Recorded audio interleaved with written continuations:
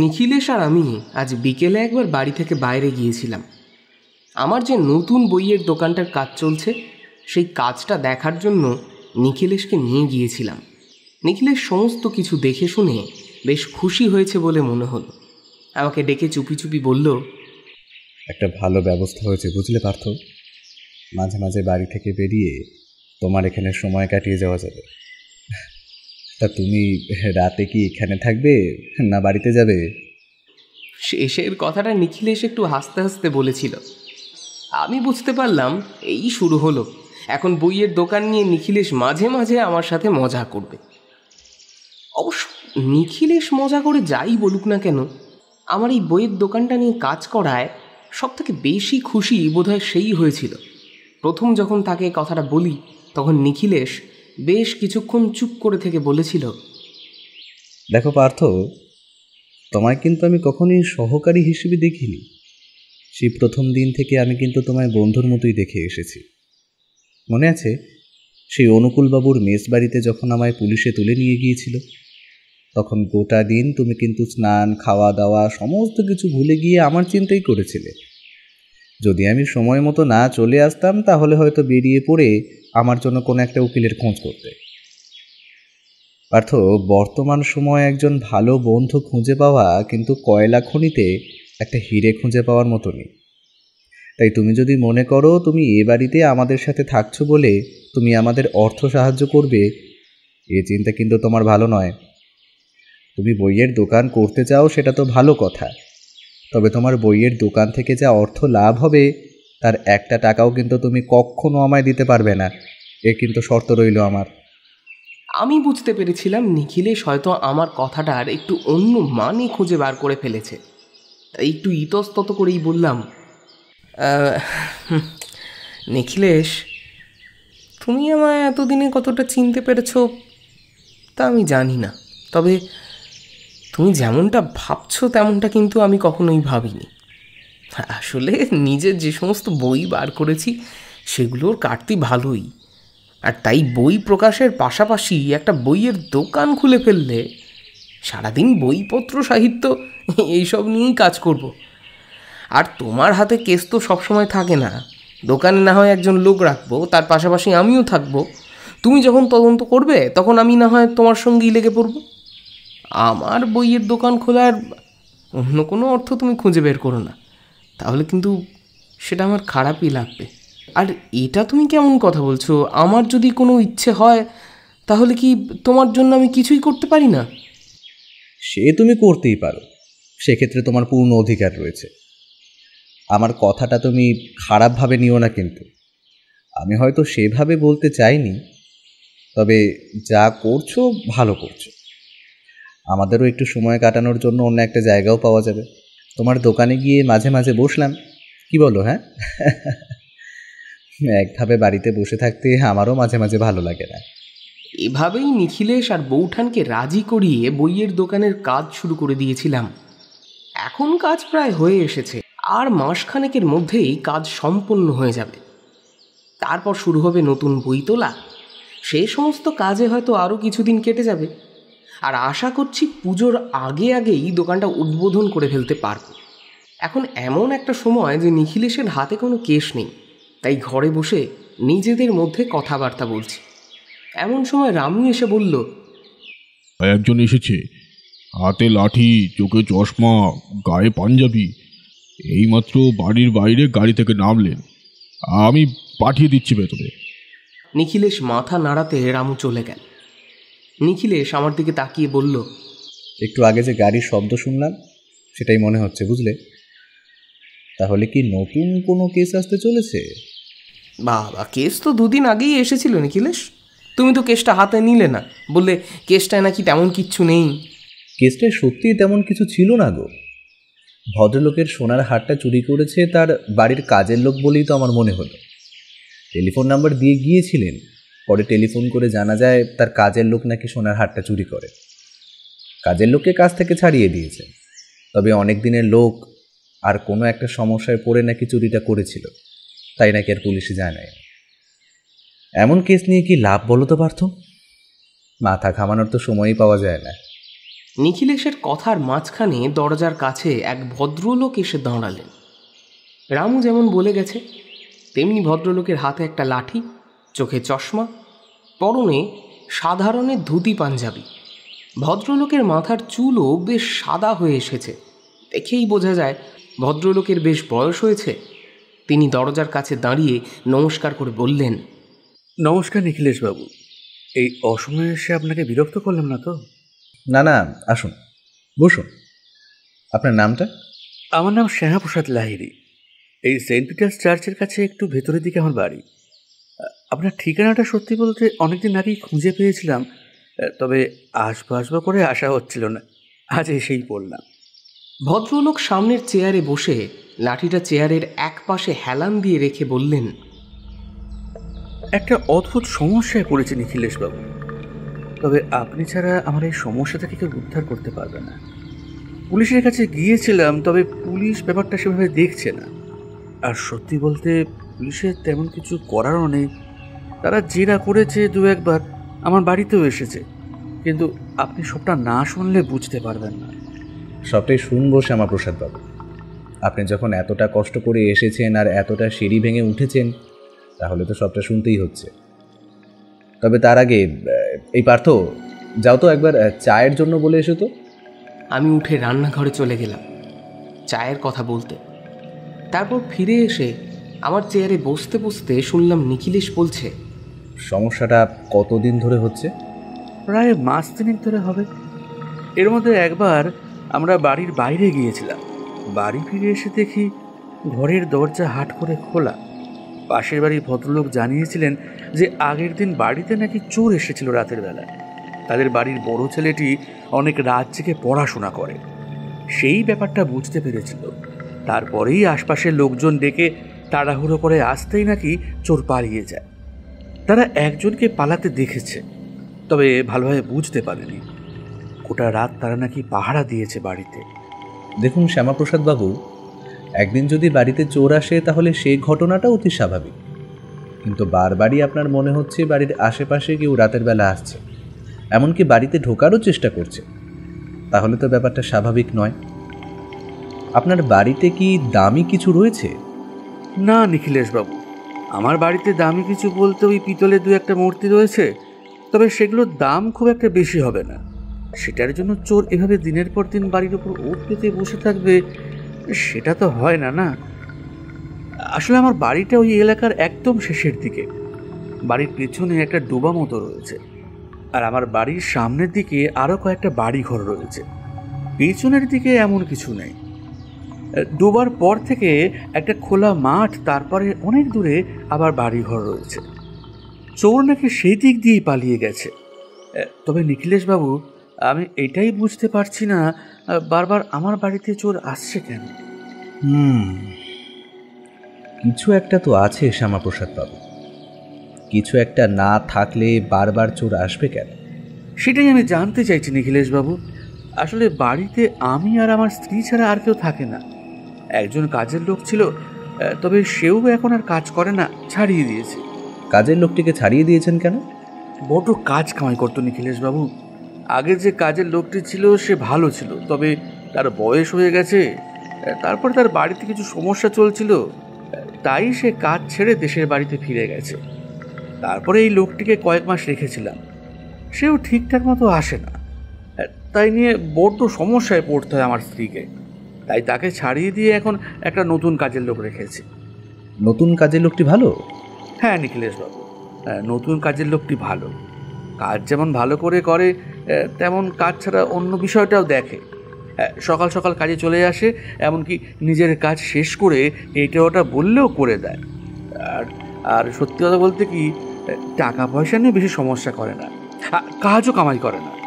আমার আর আমার স্ত্রীর তো তাকে বেশ পছন্দ হয়েছে। আর তার বাড়িও খুব একটা দূরে নয় আমাদের পাড়া থেকে, পরের পাড়াতেই। আচ্ছা, আপনি কি তাকে কখনো দেখেছিলেন? মানে যে আপনার বাড়ির আশেপাশে রাতের বেলা ঘুরে বেড়ায় বলে আপনার মনে হয়? না নিখিলেশবাবু, ঠিক বাড়ির আশেপাশে ঘুরে বেড়ায় না।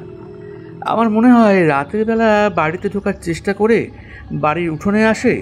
দুই একবার রাতের দিকে ঘুম ভেঙে যাওয়াই মনে হয়েছে নিচের দরজা যেন শব্দ হচ্ছে, না নিখিলেশবাবু, ঠিক বাড়ির আশেপাশে ঘুরে বেড়ায় না। আমার মনে হয় রাতের বেলা বাড়িতে ঢোকার চেষ্টা করে বাড়ির উঠোনে আসে। দুই একবার রাতের দিকে ঘুম ভেঙে যাওয়াই মনে হয়েছে নিচের দরজা যেন শব্দ হচ্ছে। আমি উপর থেকে চিৎকার করলেই সেসব থেমে যায়। ব্যাপারটা দেখার জন্য আশেপাশের লোকদের বলে রেখেছিলাম, কিন্তু ব্যাপারটা কিন্তু প্রতিদিন হয় না, বেশ কিছুদিন পর পর হয়। যখনই মনে করুন আমরা সব কিছু ভুলে গিয়ে আবার স্বাভাবিকভাবেই রইলাম, তখনই আবার একদিন এমনটা হলো। তবে ঘরের দরজা ভেতর থেকে বন্ধ থাকে বলে রাতের বেলা কেউ ঢুকতে পারে না। ওই বাড়িতে ছিলাম না, সেই সুযোগে দরজা ভেঙে ঢুকেছিল। অদ্ভুত ব্যাপার, আপনার বাড়িতে কিছুই নেই বলছেন, অথচ বাড়ির ভেতরে কেউ একটা ঢোকার চেষ্টা করছে। তার কোনো একটা উদ্দেশ্য তো থাকবে। বাড়ির সামান্য পিতলের মূর্তি কিংবা টাকা পয়সা নেওয়ার জন্য এভাবে তো কেউ দিনের পর দিন আসবে না। নিশ্চয়ই কোনো একটা কারণ তো রয়েছে, যেটা আপনি ঠিক করে বুঝতে পারছেন না। শ্যামাপ্রসাদ বাবু যেন একটু ইতস্তত করে বললেন, সত্যি বলতে আমি এ বিষয়ে কিছুই জানি না।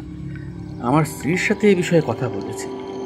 তবে বাড়িতে দামি কিছু থাকলে সেটা তো আমি জানবো। স্ত্রীর গয়নাগাটি যা রয়েছে সব কিছুই সত্যি বলতে ব্যাংকের ভল্টে। সামান্য যা কিছু আছে তার জন্য এমনটা হতে পারে না। নিখিলেশ বেশ কিছুক্ষণ চুপ করে কি যেন চিন্তা করল, তারপর বলল, ঠিক আছে শ্যামাপ্রসাদ বাবু, আপনি বরং বাড়ি ফিরে যান। আজ আর তো সময় হচ্ছে না, আমি বরং কাল আপনার বাড়িতে যাব। আপনার বাড়ির ঠিকানাটা যদি আপনার টেলিফোন থাকে তাহলে টেলিফোন নাম্বারটা এই খাতাটায় লিখে দিয়ে যান। আমি কাল আপনার বাড়িতে গিয়ে সমস্যাটা দেখে তারপর আপনাকে জানাবো কেসটা আমি হাতে নিলাম কি না। নিখিলেশবাবু, কেসটা কিন্তু আপনাকে নিতেই হবে। এভাবে ভয়ে ভয়ে তো থাকতে পারছি না, একটা কিছু করুন আপনি। নিখিলেশ চেয়ারের পেছন দিকে হেলান দিয়ে বলল, আপনি নিশ্চিন্ত থাকুন, আমি কাল যাচ্ছি। ভদ্রলোক বেরিয়ে যেতেই নিখিলেশ ইজি চেয়ারে হেলান দিয়ে সিলিংয়ের দিকে তাকিয়ে রইল। তারপর আমাকে বলল, কেসটার ব্যাপারে এখনো পর্যন্ত ভালো করে তো কিছুই বোঝা যায়নি পার্থ। আগে তো বুঝতে হবে, তারপর তো ভাববো। তবে মনে হচ্ছে কেসটার মধ্যে কিছু একটা তো আছে। আমি অবাক হয়ে সেদিকে তাকিয়ে বললাম, সে কি নিখিলেশ? আমি তো তেমন কিছুই শুনলাম না। আমার মনে হলো ভদ্রলোক বলতে চাইছেন তার বাড়িতে বারবার কোনো একটা কারণে চোর আসছে।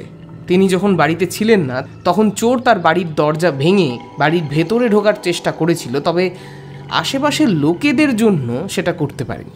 তাছাড়া তো এই কেসটার মধ্যে তো কিছুই নেই। আর একটা ব্যাপার আছে পার্থ, তুমি হয়তো ব্যাপারটা খেয়াল করোনি, তবে সেটা নিয়ে এখন আমি কিছুই বলতে চাইছি না। তাছাড়া একটা বাড়িতে বারবার চোর আসছে কেন, এই ব্যাপারটা তোমার অদ্ভুত লাগছে না? ভদ্রলোকের বাড়িতে দামি কিছু একটা রয়েছে, সেটার জন্যই এমনটা হচ্ছে। ভদ্রলোক হয়তো সেটাকে দামি বলে মনে করছেন না। না পার্থ, তোমার যুক্তিটা ঠিক মন মতো হচ্ছে না।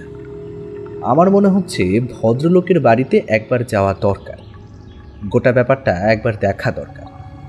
তখনই তো আমরা বুঝতে পেরে যাব ভদ্রলোকের বাড়িতে দামি ঠিক কী জিনিস রয়েছে।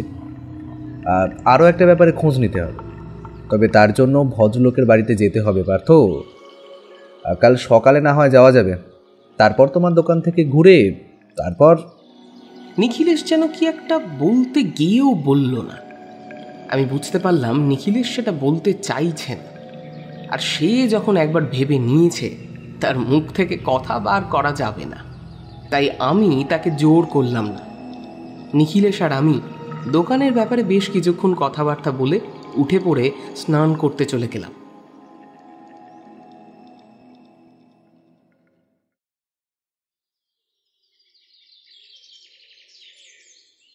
পরদিন সকালে নিখিলেশ আর আমি মিলে প্রথমে আমাদের দোকানে গিয়ে কাজ দেখলাম। তারপর সেখান থেকে ভদ্রলোকের দেওয়া ঠিকানা মতো একটা ভাড়ার গাড়িতে করে তার বাড়ির কাছে গিয়ে নামলাম। ভদ্রলোকের কথা জিজ্ঞাসা করাতেই দুই একজন দেখিয়ে দিল তার বাড়িটা। তারপর তার বাড়িতে গিয়ে দরজায় কড়া নাড়তেই একজন মহিলা এসে দরজা খুলে দিয়ে বললেন, কাকে চাই বলুন তো? আসলে শ্যামাপ্রসাদ বাবু কাল আমার বাড়িতে গিয়েছিলেন, আমায় আসতে বলেছিলেন, তাই। ভদ্রমহিলার মুখে এবার হাসি ফুটে উঠল। দরজা থেকে সামান্য সরে গিয়ে বললেন, ও আচ্ছা আচ্ছা, আপনি নিখিলেশ বাবু তাই না? উনি বলেছিলেন আমায় যে আপনারা আসবেন। আসুন আসুন, ভেতরে আসুন। আমরা ভেতরে ঢুকে নিচে বসার জায়গায় দুটো চেয়ারে বসলাম। ভদ্রমহিলা বোধহয় শ্যামাপ্রসাদ বাবুকে ডাকতে ভেতরে চলে গেলেন। একটু পরেই শ্যামাপ্রসাদ বাবু একটা গামছায় হাত মুছতে মুছতে আমাদের সামনে এসে উল্টো দিকের চেয়ারে বসে বললেন, নিখিলেশ বাবু, আরে আপনি আসবেন আমি জানতাম, তবে এই এখনই আসবেন সেটা ঠিক বুঝতে পারিনি। আমি আসলে একটু ঘরে ব্যস্ত ছিলাম তো। এই নিখিলেশ বাবুর জন্য একটু চা দিয়ে যাও। ভদ্রমহিলা বোধহয় চা করতে রান্নাঘরের দিকে গিয়ে ঢুকলেন। আমরা গুছিয়ে বসলাম। শ্যামাপ্রসাদ বাবু একটু ইতস্তত করে বললেন, কাল রাতে বুঝলেন তো নিখিলেশ বাবু, রাতের দিকে একটু উঠেছিলাম। আপনি বাড়িটা তো দেখলেন, বুঝতেই পারবেন। ওই সামনের ছোট যে উঠোন মতো রয়েছে, ওখানে কেউ একটা ঘুরে বেড়াচ্ছিল। এই সামনের জানলাটা আমি খোলাই রাখি। আসলে ওই ব্যাপারটা হওয়ার পর থেকে জানলা খোলা রাখলে সামনের উঠোনটা দেখা যায়। একটা জলের বোতল নেওয়ার জন্য নিচে ওই রান্নাঘরের কাছে এসেছি, এমন সময় দেখে একটা কেউ ঘুরে বেড়াচ্ছে। একবার চিৎকার করে হাঁক দিতেই তাড়াতাড়ি বাইরের দিকে চলে গেল। এখন আপনি তো এসেছেন নিখিলেশ বাবু, আপনি দেখুন আমার বাড়িতে দামি কি রয়েছে। রাতের বেলায় চোরের আসার ব্যাপারটা ঠিক কতদিন থেকে শুরু হয়েছে? মাসখানেক তো হবেই নিখিলেশ বাবু, তবে তার আগেও যদি হয়ে থাকে তাহলে সে ব্যাপারটা আমি খেয়াল করিনি। এবার আপনি বলুন, সম্প্রতি আপনাদের এই পাড়ায় কি কোনো চুরি হয়েছে মাসখানেক আগে বা তারও আগে? শ্যামাপ্রসাদ বাবু কিছুক্ষণ কি যেন ভাবলেন, তারপর বললেন, না নিখিলেশ বাবু, চুরি তো হয়নি। কেন বলুন তো? নিখিলেশ সে প্রশ্নের উত্তর দিল না। তাঁর চোখ তখন ঘরের চারিদিকে ঘুরছে। ঘরের একদিকে একটা টেবিলের ওপর একটা পেতলের মূর্তি ছিল। সেদিকে আঙুল দেখিয়ে শ্যামাপ্রসাদ বাবু বললেন, নিখিলেশ বাবু, আমি রিটায়ার মানুষ, একসময় কাজ করেছি, তবে এখন আর তা সম্ভব হয় না। টাকা পয়সা জমানো যা রয়েছে তার সবটাই ব্যাংকে। সেই টাকা থেকেই আমাদের সংসার চলে। ঘরের মধ্যে দামি জিনিস বলতে ওই পিতলের মূর্তিটাই বলতে পারেন। তাছাড়া সব কিছুতে দেখতে পাচ্ছেন অতি সাধারণ জিনিস। এসব নেওয়ার জন্য চোর আসতেই পারে না। কিন্তু বারবার একটাই চোর আসলে আর তা থেকে তো আর ধারণা করতে পারি না ওই পেতলের মূর্তিটা নেওয়ার জন্য এসেছে। নিখিলেশ উঠে গিয়ে পেতলের মূর্তিটা হাতে নিয়ে দেখছিল। সেটা আবার নিজের জায়গায় রাখতে রাখতে বলল, আপনাদের কোনো শত্রু আছে বলে মনে হয়? না, মানে এমন কেউ যে আপনাদের ওপর কোনো কারণে আক্রমণ করতে পারে? দেখুন, আপনার বাড়িতে চুরি করার মতো যখন কিছুই নেই, তাহলে এটাও হতে পারে রাতের বেলা তারা আপনাদের আক্রমণ করার চেষ্টা করছে। তবে সেক্ষেত্রে যেদিন আপনারা বাড়িতে ছিলেন না, সেদিন আপনাদের বাড়িতে ঢোকার ব্যাপারটা কিন্তু মিলছে না। নিখিলেশ বাবু, আমার কোনো শত্রু আছে বলে তো মনে হয় না। আর যদি সেটা থেকেও থাকে তাহলে তো অনেক আগে থাকার কথা, যখন আমি বাইরে খুব একটা বেরোতাম কিংবা কাজকর্ম নিয়ে থাকতাম। এখন তো প্রায় বছরখানেকের বেশি হবে আমি কাজকর্ম থেকে নিজেকে সরিয়ে নিয়েছি। এখন নতুন করে কোনো শত্রু হবে কি করে? শত্রু ঠিক কখন হবে আর কি করে হবে সেটা কেউ বলতে পারে না শ্যামাপ্রসাদ বাবু। তবে আমার মনে হচ্ছে আপনার বাড়িতে দামি জিনিস তেমন কিছু তো থাকতে পারে না। আসলে যদি আপনি কিছু মনে না করেন তাহলে আপনার ঘরটা কি একবার দেখতে পারি? নিখিলেশ আর আমি শ্যামাপ্রসাদ বাবুর ঘরে গিয়ে তার ঘরটা ভালো করে দেখলাম, কিন্তু তার ঘরেও তেমন কিছু চোখে পড়ল না। সত্যি বলতে তার গোটা বাড়িতে এমন কিছুই চোখে পড়েনি যেটা দামি বলে মনে হতে পারে আর যার জন্য চোর আসতে পারে। এই পেতলের মূর্তিটার আর কতই বা দাম হবে? সমস্ত কিছু সেরে আমরা যখন বাড়ির বাইরে এলাম, তখন শ্যামাপ্রসাদ বাবু আমাদের সাথে বাড়ির বাইরে পর্যন্ত এলেন। নিখিলেশ বাগানের কাছটায় বেশ কিছুক্ষণ ঘুরে বেড়ালো, তারপর একসময় বলল, শ্যামাপ্রসাদ বাবু, আমি আপনার কেসটা হাতে নিলাম। তবে আপনাকে এটুকু বলতে পারি, আপনার এই কেসটার সমাধান করতে কিন্তু বেশ খানিকটা সময় লাগবে। ততদিন রাতের বেলা একটু সাবধানে থাকবে। আর ওই জানালা খুলে রাখার বদলে যদি বন্ধ করে রেখে দেন রাতের বেলা, তাহলে ভালোই হয়। বিপদ কখন কোথা থেকে আসবে সেটা তো আর বলা যায় না। নিখিলেশের কথায় শ্যামাপ্রসাদ বাবু একটু যেন চিন্তিত হলেন। নিখিলেশ তাকে আশ্বস্ত করতেই আমরা বাড়ি থেকে বেরিয়ে এলাম। রাস্তায় নেমে নিখিলেশকে বললাম, আমি তো কিছুই বুঝতে পারছি না নিখিলেশ, তুমি ঠিক কী ভেবে কেসটা হাতে নিলে বলো তো?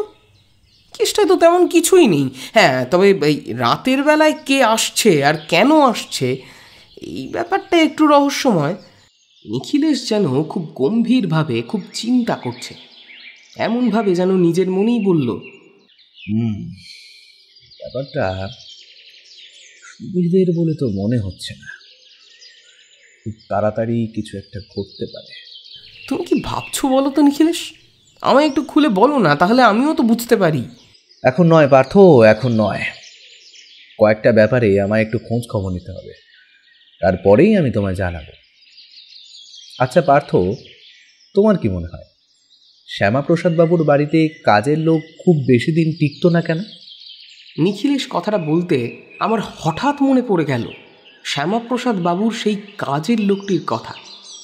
তাই মনে পড়াতে বললাম, আরে তাই তো, শ্যামাপ্রসাদ বাবুর বাড়িতে কাজের লোকটিকে কিন্তু দেখা গেল না। আজ রবিবার পার্থ, শ্যামাপ্রসাদ বাবু তার কাজের লোকটিকে রবিবার ছুটি দেন, আর তাই তার বাড়িতে আজ তুমি কাজের লোকটিকে দেখতে পাওনি। তবে যাই বলো, শ্যামাপ্রসাদ বাবুর স্ত্রী কিন্তু চাটা খুব ভালোই বানিয়েছিলেন। হ্যাঁ, হঠাৎ করে নিখিলেশ কথার প্রসঙ্গ বদলে এমন একটা কথা বলাতে আমি প্রথমে চুপ করে রইলাম। তারপর বললাম, আচ্ছা তুমি কি কোনোভাবে কাজের লোকটিকে সন্দেহ করছো? কিন্তু কাজের লোকটি অমন করবে কেন? সে তো এ বাড়িতে সারাদিন থাকে। মনে করো তার যদি কিছু চুরি করার হয়, তাহলে সে তো সেটা যখন খুশি চুরি করে নিতে পারে, তার জন্য তাকে রাতে আসতে হবে কেন? নিখিলেশ যেন আমার কথা শুনছিল না, এমনভাবে রাস্তার পাশের গাছগুলো দেখছিল, সেগুলো দেখতে দেখতেই বলল, কোকিল কাকের বাসায় কেন ডিম পাড়ে বলো তো পার্থ?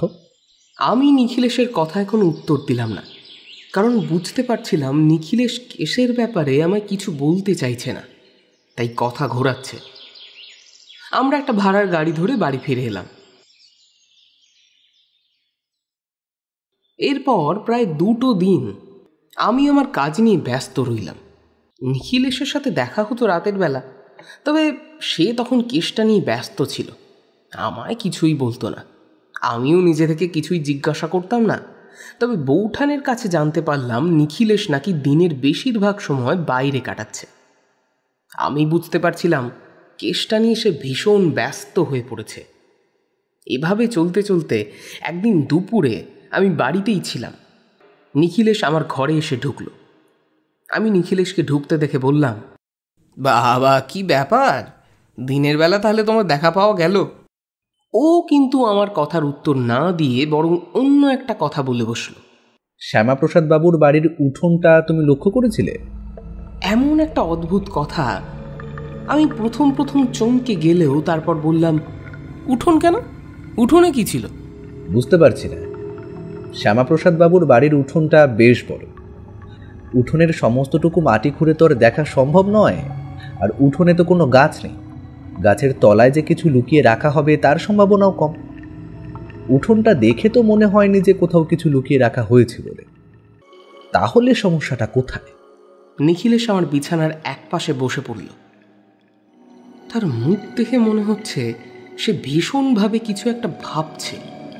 তাই আমি বললাম, আরে তুমি কি ভাবছো সেটা তো আমায় একটু খুলে বলো, তাহলে আমিও তো তোমায় সাহায্য করতে পারি কিছু। কিছু একটা তো আছে পার্থ, কিছু একটা তো আছে। শ্যামাপ্রসাদ বাবুর বাড়িতে কোথাও কিছু একটা তো আছে। আমরা যেদিন বাড়িতে গেছিলাম তারপর থেকে কিন্তু আর চোর আসেনি। আমার মনে হয় চোর মানে যে ও বাড়িতে আসছে সে বাড়ির ওপর নজর রেখে চলেছে। আমরা যাওয়ার জন্যই সে ওখানে আর আসে। আচ্ছা নিখিলেশ, একটা কাজ করলে হয় না? বাড়ির ওপর পুলিশের পাহারা বসিয়ে দেওয়া হোক, তাহলে তো সে এলেই তাকে হাতে নাতে ধরা যাবে।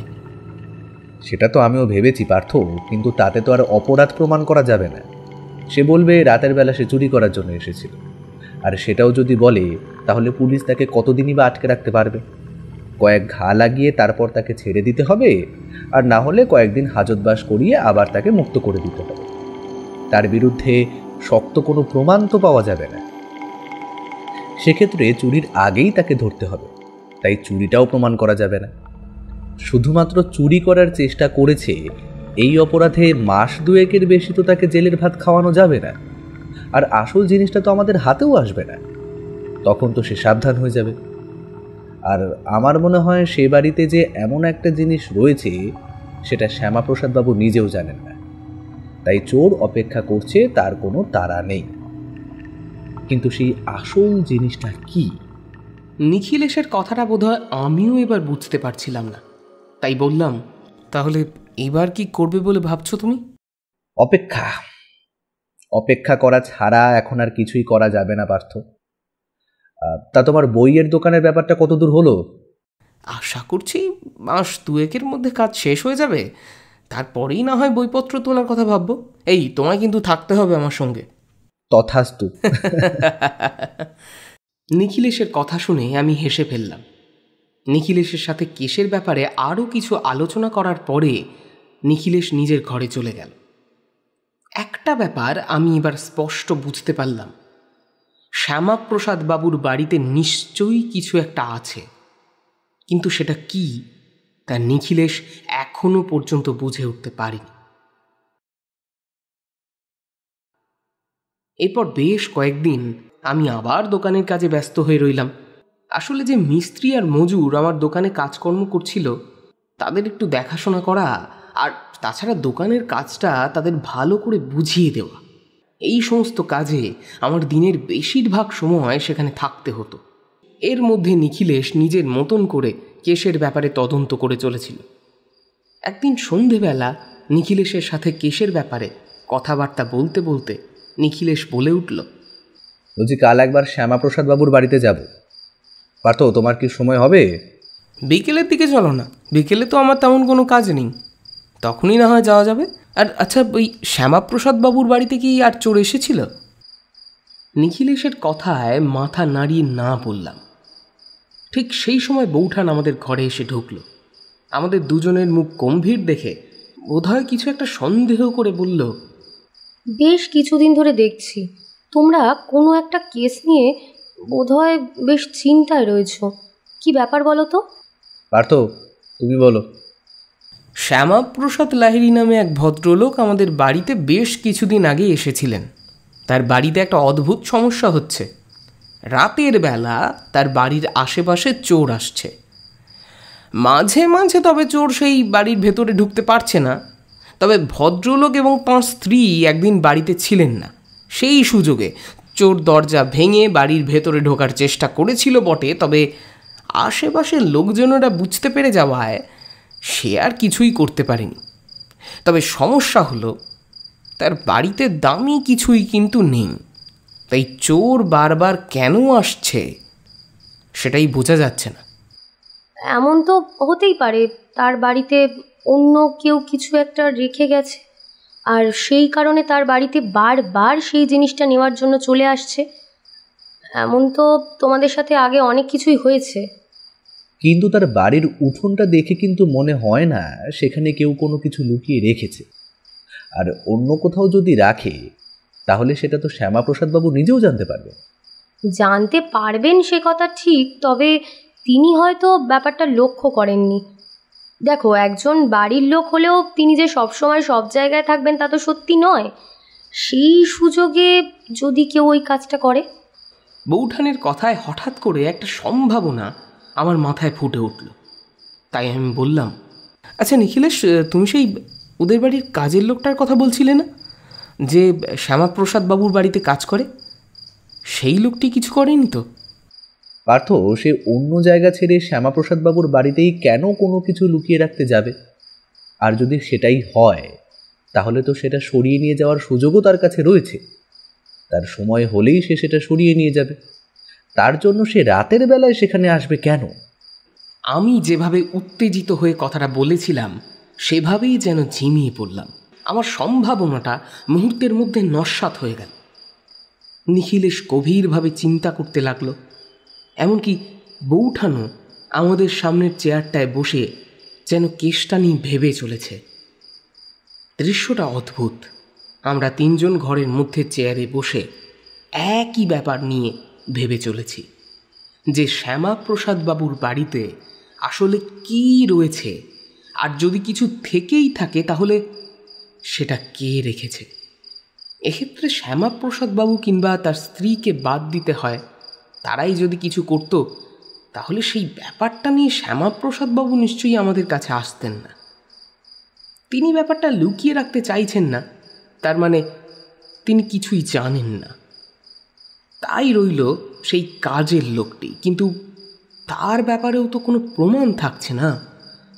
বেশ গভীরভাবে আমরা ভেবে চলেছি, এমন সময় বৌঠান বলে উঠল, ব্যাপারটা এমন নয় তো যে বাইরের কেউ ভদ্রলোকের বাড়িতে এসে কিছু একটা রেখে গেছেন আর সেটা অন্য কেউ জানতে পেরে এমনটা করছে, বা হতে পারে যে রেখে গেছে সেই করছে।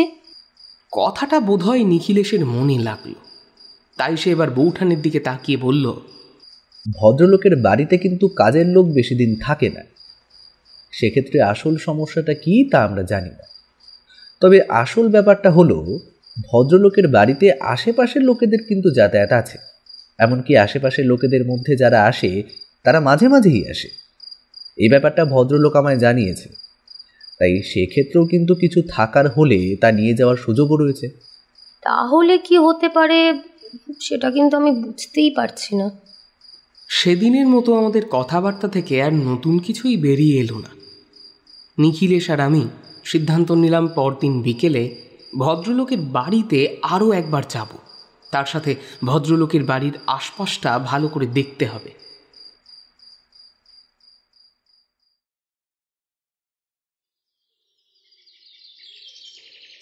পরদিন সকালে নিখিলেশ দুপুরের দিকে আমার দোকানের কাছে চলে গেল। তারপর সেখানকার কাজ সেরে আমি আর নিখিলেশ ভাড়ার গাড়িতে করে গিয়ে পৌঁছালাম শ্যামাপ্রসাদ বাবুর বাড়িতে। আমাদের দেখে সামান্য অবাক হলেন, তারপর বললেন, নিখিলেশবাবু কি জানতে পারলেন কি? দেখুন, একটা অনুমান আমি করতে পেরেছি। আপনার বাড়িতে কিছু একটা তো আছে, সেটা কোথায় আছে তা আমি এখনো বুঝতে পারি। নিখিলেশ মাঝপথে থেমে গেল। আমাদের জন্য শ্যামাপ্রসাদ বাবুর কাজের লোক চা নিয়ে এসেছিল। চায়ের কাপ রাখতেই নিখিলেশ তাকে প্রশ্ন করল, তোমার নাম কি? আগে নিবারণ বাবু। এ বাড়িতে কাজ করতে আসার পর থেকে তুমি তো কাজ ছেড়ে বাড়ি ফিরে যাও। তখন কি তোমার মনে হয়েছে কেউ এই বাড়ির উপর নজর রাখছে কিংবা এমন কিছু? গোটা ব্যাপারটাই তো তুমি জানো। না বাবু, আমার তো তেমন কিছু মনে হয়নি। তবে বাবু আমায় সবই বলেছেন। বাবু যখন বাড়িতে ছিল না তখন আমি বলেছিলাম যে আমি একদিন না হয় থাকি। আর তোমার বাড়ির ঠিকানাটা আমাদের দিয়ে যাবে। আর এই ব্যাপারটা না মেটা পর্যন্ত শহর ছেড়ে কিন্তু কোথাও যাবে না, ঠিক আছে? আর একটা কথা বলো তো, এ বাড়িতে আগে যে কাজের লোকটি কাজ করতো তাকে কি তুমি চেনো? নিবারণ এবার শ্যামাপ্রসাদ বাবুর দিকে তাকালো। শ্যামাপ্রসাদ বাবু বলল, ও রামাপদ। ও চেনে না আগের যে লোকটি কাজ করত। তার বাড়ি এদিকে নয়, আসলে তার বাড়ি এই শহরেই নয়। এখানে একটা ভাড়ার বাড়িতে থাকতো অনেকের সাথে, তবে এখন আর সেখানে থাকে বলে মনে হয় না। কাজ থেকে ছেড়ে যাওয়ার পর আমি সেখানে একবার গিয়েছিলাম, তখন তাকে পাওয়া যায়নি। ওখানকার লোকেরা বলেছিল সে নাকি অন্য কোথাও চলে গেছে। আপনি তাকে কাজ থেকে ছাড়িয়েছিলেন কি ওই একটা কারণে? রমাপদের চুরি স্বভাব ছিল। এটা ওটা চুরি করত, বাজারে পাঠালে সেখান থেকেই টাকা চুরি করে। এমন একজনকে কাজে রাখি কি করে? আমরা দুজন বয়স্ক মানুষ যদি কিছু করে বসে। নিখিলেশ চুপ করে কি যেন ভাবল। তারপর আমরা তিনজন শ্যামাপ্রসাদ বাবুর বাড়ির পেছনের দিকে এসে পড়লাম। পিছনের ছোট ডোবা এখন দেখা যায়। কিছু একটা মনে মনে চিন্তা করছে, কিন্তু কিছুই বলল না আমায় নিখিলেশ। বুঝতে পারছিলাম সে কিছু ভেবে চলেছে। একটু পরে শুধু বলল, শ্যামাপ্রসাদ বাবু, আপনার সেই কাজের লোকের ঠিকানাটা আমায় একবার দিন। এরপর প্রায় 1 সপ্তাহ কেটে গেল। আমি আমার কাজেই ব্যস্ত হয়ে রইলাম। নিখিলেশের সাথে কেসের ব্যাপারে তেমন কোনো কথাবার্তা হচ্ছিল না। একদিন দুপুরে তার সাথে বসেছি, এমন সময় হঠাৎ করে মনে হতেই তাকে প্রশ্ন করলাম, এই নিখিলেশ, এই শ্যামাপ্রসাদ বাবুর সেই ব্যাপারটা কি হলো? তার বাড়িতে সেই যে চোর আসছিল বারবার, তার কি কোনো সমাধান বার করতে পেরেছ? হ্যাঁ পার্থ, ওই ব্যাপারটা তো সমাধান হয়ে গেছে, তোমায় তো আর বলাই হয়নি। সে কি কি হয়েছিল বলো তো? নিখিলেশ কিছুক্ষণ চুপ করে বসে বোধহয় ব্যাপারগুলো সাজিয়ে নিল, তারপর বলতে শুরু করলো। শ্যামাপ্রসাদ বাবুর কাছ থেকে তার আগের কাজের লোকটির ঠিকানাটা নিয়েছিলাম, তোমার বোধহয় মনে আছে। তারপর সেই ঠিকানায় খোঁজ করতে গিয়ে জানতে পারলাম সে নাকি এখন সেখানে আর থাকে না। মাস দুয়েক আগে সে কাজ ছেড়ে চলে গেছে বলে সে নাকি এখন এখান থেকেও চলে গেছে। তবে আশেপাশে খোঁজ খবর নিয়ে জানতে পারলাম সে নাকি শহর ছেড়ে যায়নি, শহরেই কোথাও একটা আছে। ব্যাপারটা মনের মধ্যে গেঁথে গিয়েছিল। সে যদি কাজ ছেড়ে চলে যায় আর এই ভাড়ার বাড়িটাও ছেড়ে দেয়, তাহলে শহরের মধ্যে সে থাকতে যাবে কেন? সে তো অন্য কোথাও ফিরে যাবে। বারবার কেমন যেন একটা সম্ভাবনা মাথার মধ্যে উকি যেতে লাগে। তাহলে এই সমস্ত কিছুর পেছনে কি সে রয়েছে? কিন্তু কেন? ব্যাপারটা মনে হতেই লোকটার ব্যাপারে খোঁজখবর নিতে আমি শুরু করলাম, এবং খোঁজখবর করে জানতে পারলাম লোকটা কিন্তু খুব একটা সুবিধার লোক ছিল না। শ্যামাপ্রসাদ বাবু বলেছিলেন তার চুরির স্বভাব রয়েছে, আর সে আগে যেখানে কাজ করত সেখানেও নাকি এমনই চুরি করত। সেই কারণেই তাকে কাজ থেকে ছাড়িয়ে দেওয়া হয়েছিল। আমি বুঝতে পারছিলাম তাকে এভাবে ধরা সম্ভব নয়। তাকে ধরার জন্য আমায় অন্য কোনো একটা পরিকল্পনা করতে হবে। যেমন ভাবা তেমন কাজ। শ্যামাপ্রসাদ বাবুর সাথে কথা বললাম, তাকে বললাম বেশ কয়েকদিনের জন্য বাড়ি ছেড়ে তাকে অন্য কোথাও চলে যেতে হবে। তিনি বাড়িতে থাকলে সেই চোর রাতের বেলা আসলেও ঘরের মধ্যে ঢুকতে পারবে না, আর ঢুকতে না পারলে তাকে আমরা ধরতে পারবো না। বাড়ির আশেপাশে ঘুরে বেড়ানোর জন্য তাকে তো আর গ্রেফতার করে জেলে পুরে দেওয়া যাবে না। তাই শ্যামাপ্রসাদ বাবু যখন রাজি হলেন, তখন শ্যামাপ্রসাদ বাবুকে একটা পরিকল্পনার কথা বললাম। সেই মতোই কাজ হলো। শ্যামাপ্রসাদ বাবু আর তার স্ত্রী ঘর তালা বন্ধ করে দিয়ে কোথাও একটা চলে গেলেন। তবে তার আগেই আমি কাজটা করেছিলাম। তোমার হয়তো মনে আছে পার্থ, এর মাঝে একদিন আমি রাতের বেলা বাড়িতে ছিলাম না। তুমি সারাদিন তোমার কাজ নিয়ে ব্যস্ত থাকো বলে তোমার ব্যাপারটা যায় না, কারণ পরপর 3 দিন আমায় রাত জাগতে হচ্ছে। রূপালীকে বলেছিলাম যে একটা কাজের জন্য আমি শহর থেকে বাইরে যাচ্ছি। তবে শহর থেকে বাইরে নয়, আমি শহরেই ছিলাম, আর আমি ছিলাম শ্যামাপ্রসাদ বাবুর বাড়িতে। কথাটা শুনে আমি অবাক হয়ে গেলাম। তারপর বললাম, ও আচ্ছা আচ্ছা, মনে পড়েছে। এই তুমি বলছিলে না দাসবাবুর সাথে তুমিও কোথাও একটা যাচ্ছ, তার মানে তুমি তখন শ্যামাপ্রসাদ বাবুর বাড়িতেই ছিলে? হ্যাঁ, শ্যামাপ্রসাদ বাবুর বাড়ির ঘরের দরজা যদি ভেতর থেকে বন্ধ থাকতো তাহলে চোর হয়তো আসতো না। তাই তার দরজা বাইরে থেকে বন্ধ এবং তালা দেওয়ার দরকার ছিল। আমি শ্যামাপ্রসাদ বাবুর আশেপাশের বাড়ির লোকেদের সঙ্গে কথাবার্তা বলেছিলাম। যারা সেদিন চোখে দেখে বাইরে বেরিয়ে এসেছিল তাদের সাথে কথা বলে রেখেছিলাম যেন রাতের বেলা কোনো কিছু হলে তারা বাড়ির বাইরে না আসে। শুধু আমি নই, বাড়ির ওপর নজর রেখে চলেছিল পুলিশও। শ্যামাপ্রসাদ বাবুর বাড়িতে প্রায় 3 দিন আর 3 রাত ঘরের ভেতরেই আমি ছিলাম, অপেক্ষা করছিলাম চোরের আসার জন্য। আমি জানতাম দরজা ভেঙে ভেতরে ঢোকার চেষ্টা করব, তাই দরজায় যে তালাটা ছিল সেটা একটু পুরনো, খুব সহজেই সেটা ভেঙে ফেলা যায়। তাহলে আর দরজা ভাঙার প্রয়োজন হবে না। প্রথম 2 দিন একভাবে কেটে গেল। আমি শ্যামাপ্রসাদ বাবুর ঘরে বসে অপেক্ষা করতে লাগলাম, কিন্তু তেমন কিছুই হলো না। এদিকে বাইরে বেরিয়ে পড়ারও কোনো উপায় নেই। শ্যামাপ্রসাদ বাবু ঘরের দরজা বাইরে থেকে বন্ধ করে দিয়ে গেছে। 3টে দিন যে আমি কিভাবে ঘরের মধ্যে কাটিয়েছি পার্থ, তা তুমি ধারণাও করতে পারো না। সে যাই হোক, 4র্থ দিনে রাতের বেলা চোর এলো। আমি বোধহয় একটু ঘুমিয়ে পড়েছিলাম। ঘরের দরজার তালা ভাঙার শব্দে আমি জেগে উঠে তৈরি হয়ে নিলাম।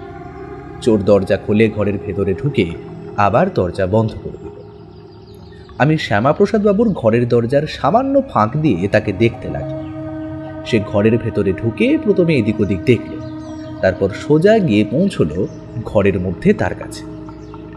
এক মুহূর্তের জন্য আমার মনে হলো তাহলে কি ওই পিতলের মূর্তিটার জন্যই এত কিছু? কিন্তু এই পিতলের মূর্তির মধ্যে তো তেমন কিছু নেই। তারপরে বুঝতে পারলাম পিতলের মূর্তিটার নিচে যে টেবিলটা রয়েছে সেখানে সে দাঁড়িয়ে কিছু একটা করছে। বেশ কিছুক্ষণ পরে সে সেখান থেকে উঠে দাঁড়িয়ে যায়। এমন সময় আমি এক হাতে ত্রিস্তর আর অন্য হাতে টর্চ জ্বালিয়ে তার মুখের উপরে ফেললাম। বাইরের জানলাটা খোলা ছিল, টর্চের আলো দেখতে পেলে পুলিশ বাড়িটাকে চারিপাশ থেকে ঘিরে ফেলবে এমনই কথা হয়েছিল। আমি টর্চের আলো জ্বালিয়ে প্রথমে জানলার দিকে ফেললাম, তারপর লোকটার মুখের উপর ফেলে পিস্তল তুলে বললাম, আর নয়, অনেক হয়েছে, বড্ড অপেক্ষা করালে তুমি।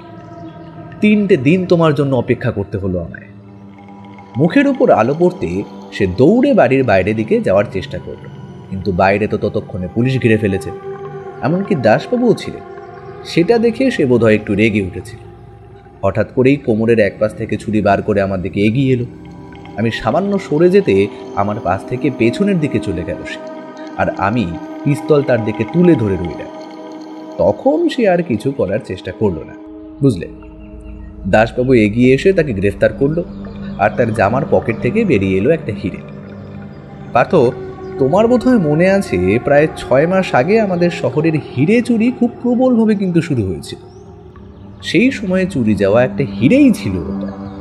তারপর তো তাকে গ্রেফতার করে থানায় নিয়ে যাওয়া হয়, এমনকি পরদিন সকালে খবর দিয়ে বাড়িতে ফিরিয়ে আনা হয়। গোটা ব্যাপারটা সেখানেই মিটে যায় এবং সব কিছুই সে স্বীকার করেছিল। এমনকি আমার অনুমান মতো সে বলেছিল হিরে চুরির মধ্যে সে নিজেও রয়েছে। এটা লুকোনোর জায়গা সে খুঁজে পাচ্ছিল না, কারণ পুলিশ তার উপর সন্দেহ করেছিল। তাই হিরেটা সে এই বাড়িতে ওই টেবিলের নিচে টেবিলের ফাঁকে আঠা দিয়ে লাগিয়ে রেখেছিল। পরে সময় মতো সেটা সরিয়ে নিয়ে যাবে ভেবেছিল, কিন্তু এর মধ্যেই শ্যামাপ্রসাদ বাবু তাকে কাজ থেকে ছাড়িয়ে দেয়, আর তাই তার সমস্যা হয়ে যায়। কাজ থেকে ছাড়িয়ে দেওয়ার পরে বাড়িতে এসে হিরেটা নিয়ে যাওয়া তো সহজ হয় না, কারণ শ্যামাপ্রসাদ বাবু চুরির জন্য তাকে কাজ থেকে ছাড়িয়ে দিয়েছিলেন।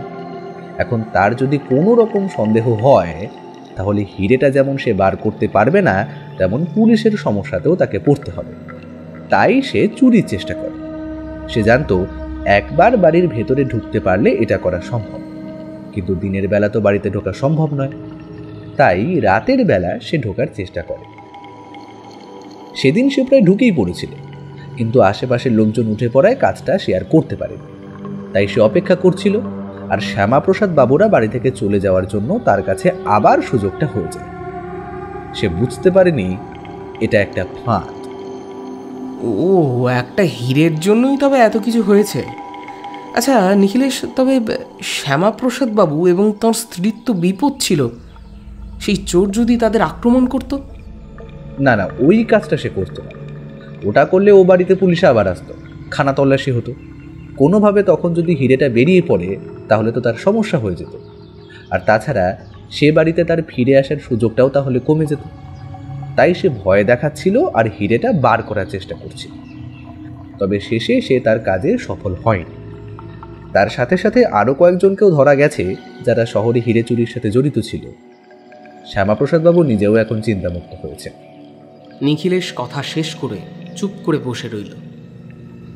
আমার কেমন যেন মনে হচ্ছিল সে আরও কিছু বলতে চাইছে। তাই আমি একটুখানি চুপ করে থেকেই বললাম, গল্প এখনো শেষ হয়নি, তাই না?